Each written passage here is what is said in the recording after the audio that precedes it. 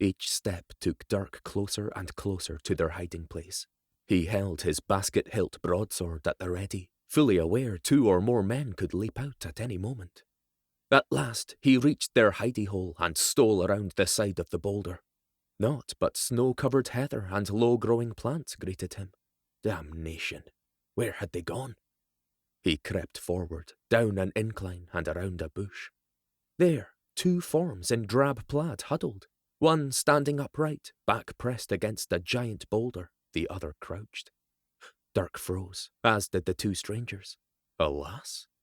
Dark, fierce eyes met his from beneath a cowl, but the face was definitely female, and so was the clothing, a long such. Despite her bulky and voluminous clothes, he could tell her shoulders were slender. Her eyes narrowed, and her stance was defensive.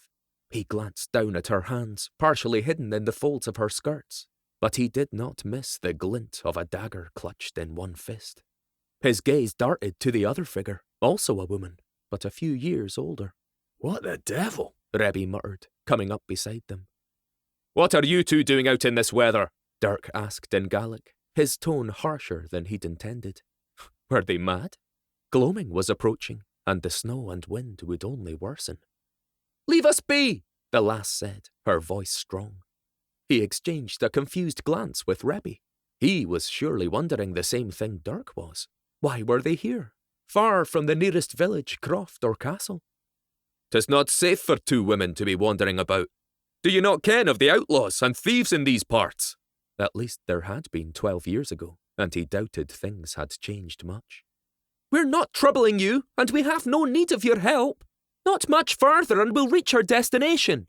The glint of her dagger taunted and irritated him. Undoubtedly, she was afraid of them. Dirk returned his broadsword to its scabbard. "And where would that destination be? It's been a long while since we passed through a village, and even longer since they'd left the keep they'd stayed in the night before." "'Tis none of your concern." Ah, so the lass had an impertinent mouth on her. Even more interesting, she had the speech of the Highland aristocracy, the dialect of somewhere south of here, but Western Highlands for a certainty. He nodded. "Well, I cannot leave you out here in the elements. I'll take you and your companion to Munrick Castle. The MacLeods will help you." "Nay," she snapped and turned about, helping her friend, or her maid, rise to her feet. "Leave us. We are well." "We mean you no harm, my lady." He watched for her reaction to the title. "I thank you for your offer of assistance, but we have no need of it."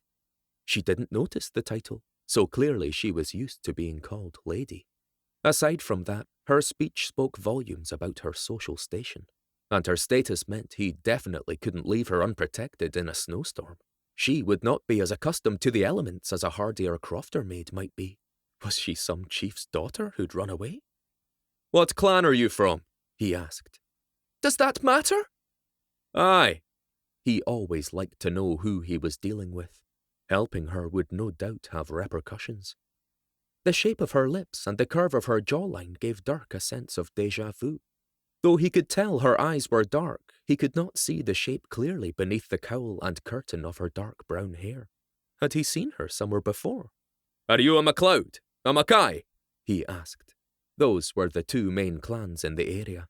But if she was from somewhere further south, as her dialect indicated, no telling which clan she'd come from. "Nay," she said. Why the devil wouldn't she reveal her clan name at least? "Are you running from someone?" She froze, staring at him wide-eyed. That was it. Who was she running from, and why? A sharp gust of wind grabbed her cowl and flung it back, revealing more of her face and long dark hair. Indeed, she was familiar. Was she someone he'd met during his youth? The familiarity niggled at the back of his mind, tormenting him. "I've seen you before," he said. She yanked the cowl over her head, concealing most of her face once more. "Nay, I think not. You're mistaking me for someone else." A name sprang to his mind. "Isobel?" he asked.